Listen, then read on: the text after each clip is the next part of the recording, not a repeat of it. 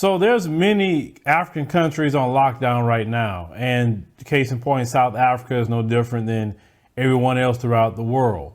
But what's going on the ground, especially in Cape Town, South Africa, they are having food shortages right now. And people are needing food. On top of that, the police is running around. If they catch people outside, they kicking butt out there. I've seen the videos. Of course, you know, when you post those videos here, they have more of an issue with it now than what they used to have in the past. But, you know, trust me on that. They are, you know, whipping people if they catch them out on the street. Now, you can go to the grocery store and do all that, but that's completely wrong. They shouldn't be doing things like that. You know, we don't support no police brutality, no matter who doing it. Don't care. And I feel it's worse if black folks are doing it to black folks. That's completely wrong. But people are suffering now. South Africa and other African economies have an unemployment rate that's very high. So they look forward to people, you know, part of their economy is tourism. All the African nations have tourism as part of their economy. So you had tourism cut off completely. Nobody can come in, nobody can come out. A lot of the brothers and sisters out there, they have, you know, their own shops where they have like, you know, street vendors, things like that, little market areas. You know, I've been to those places before and bought things. You know, that's how they feed their families. Now they can't even do that because, listen, if you can't get a job, then, hey, you need to do something to feed your family. And that's what they're trying to do.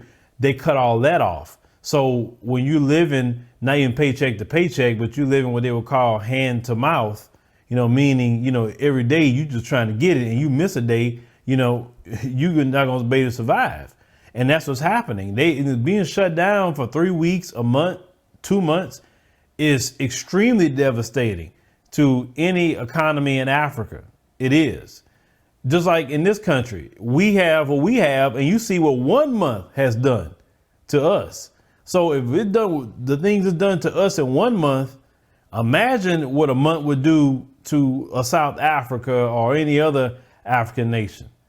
Cutting off tourism and cutting off everything. You know, nobody can come in, nobody can come out, right?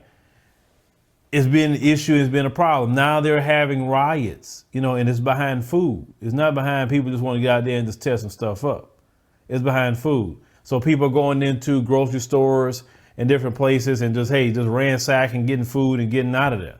And if the police stand in their way, they throwing rocks, they are burning tires and everything they can because they're hungry.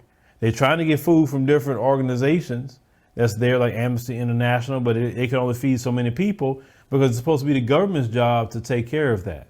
Now, the government that they did vote in, you know, the same party they've been having for a long time. Now the president that's there, he is not coming through. I always tell people, if you want to know what kind of president that you have, watch him or her in a crisis and you'll see if they're a good president or not. You'll see. And based on how your leaders handle the coronavirus, I would tell anybody, no matter what country you're in, if they don't handle it right, get them out. You don't want to trust, you know, your country to people who are incompetent and who can't do anything. So a lot of the riots that's happening is happening in the Mitchell's Plains Township in Cape Town. And it took place, you know, after the government imposed a lockdown. And you know, they're saying that, listen, Mr. President, we are in the middle of a food crisis. It's war out here. It's a warned Joni Fredericks, a community leader in the town, and said the desperate plea was made in a video posted on social media to South African President Cyril Ramaphosa, that said who imposed a 5-week lockdown to try to curb the spread of coronavirus. Now, I get why he done the lockdown. I get it, because everybody in the world has done a lockdown. So it's not like they're doing something any different or being draconian on them, because, you know, coronavirus, especially with what's going on there, would be devastating to any African nation. I mean, they have been talking about that kind of like they want it to happen, but we don't want it to happen at all. We don't, because especially me going there, I got to see, like, you know, what they are exposed to or what they have. And like I said, no, that is not a thing that you want over there. So, you know, people, they broke it into tuck shops. They say people have been attacked just because they're hungry. They say, hey, you know, I don't have it, you may have it. And that's one of those things. That's why we didn't want that to happen over here, because that could happen here if they don't make sure to have food on the shelves and things like that. That can happen. But, you know, people that know how to survive, and they do know how to survive. But when you don't have access to simple things like a bag of rice, a bag of beans, so if you get a 50-pound bag of rice, a 50-pound bag of beans, you can make a whole lot of different food with beans and rice. Trust me, you can, and you can survive. You really can survive on beans and rice. You know, get the essentials. But when that's short, those things happen, and I hate to hear that. What's going on the continent? They have other countries where people are upset. And the police is not helping with the situation.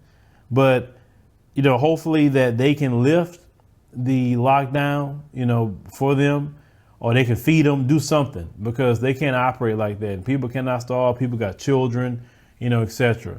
But let me know what you think about, what's going on in South Africa and many other African nations dealing with, these issues right now with the coronavirus. And, what I don't like about the situation with the coronavirus is that they didn't have hardly no cases on the continent. And the people that brought it there was Italian people leaving Italy, bringing it to the African continent, and now it's there because of them bringing it in, not because of the Africans, but yet now we get blamed, Black Americans, Africans, etc., for having something that everybody else brought in.